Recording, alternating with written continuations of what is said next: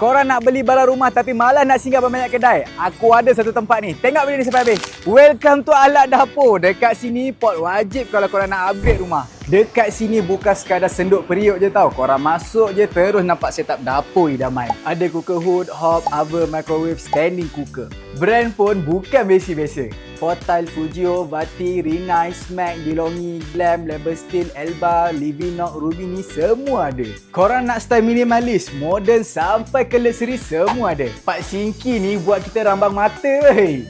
SUS 304 stainless steel workstation sink, ceramic sink, farmhouse sink untuk yang minat besar-besar pun ada.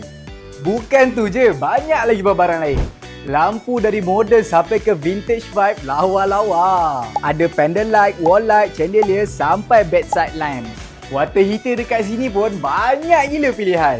Ada Livinox, Rubini, Rinnai, Deka, Alpa. Siap ada safety cut off. Mandi pun senang, lenang, tenang. Kalau korang terasa nak mandi hujan tapi cuaca belum hujan, jangan risau. Kita ada shower head besar gedabak ni. Confirm buat korang puas hati.